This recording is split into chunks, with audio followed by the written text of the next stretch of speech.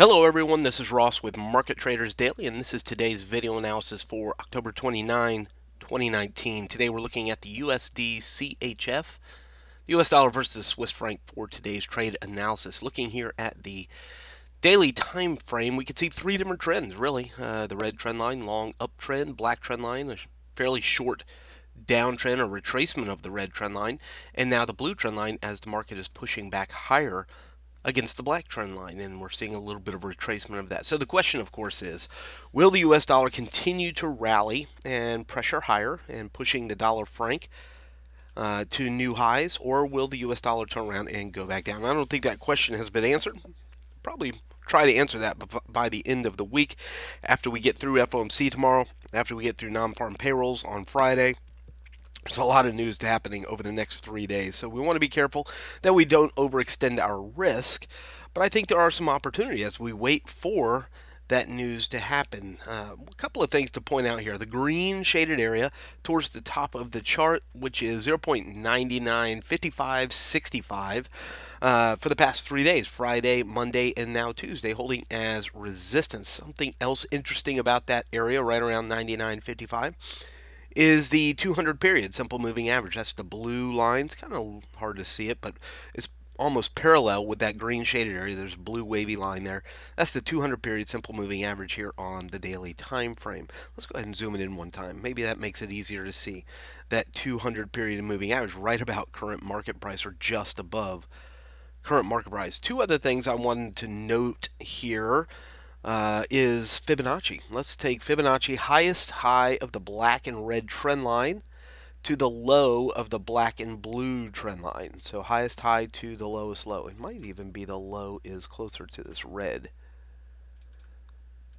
candle here. So either way you look at it, you're going high of the black to low of the black trend line. Puts the 0.618 Fibonacci retracement level at 0.9956, which again, right there at the green zone. So now we have the 200 period moving average, the 618 of the black trend line, and the green shaded area's resistance into 99.5565. So a lot of things already showing us that this should be resistance.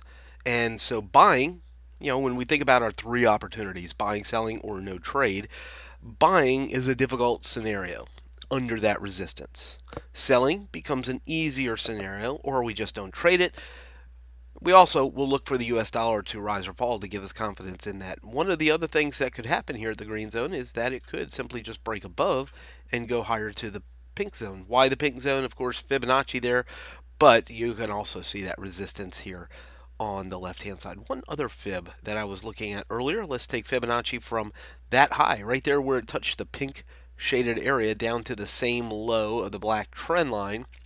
In doing that, we find the 786 Fibonacci retracement level of that trend sitting there at the top of the green zone. So we've now found two Fibonacci ranges measurements sitting there into the green zone. We see the green zone as historical support resistance. We see the 200 period moving average there. So easy answer, don't buy it under the green zone.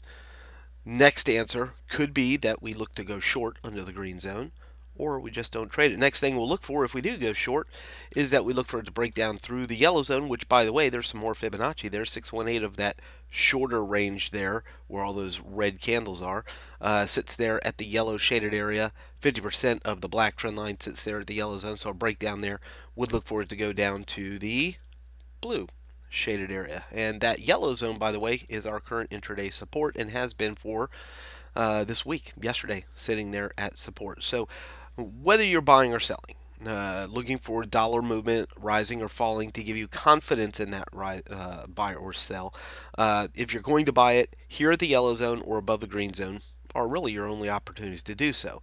If you're going to sell it, at the green zone or under the yellow zone become your opportunities for the dollar franc today. From Forex Traders Daily, this has been your daily analysis with Ross Mullins. If you would like to get Ross's analysis on all the currency pairs he's watching and all the trades he takes today, join him in his live trade room by clicking on the link below. Please leave any comments you have about today's video in the comments section below.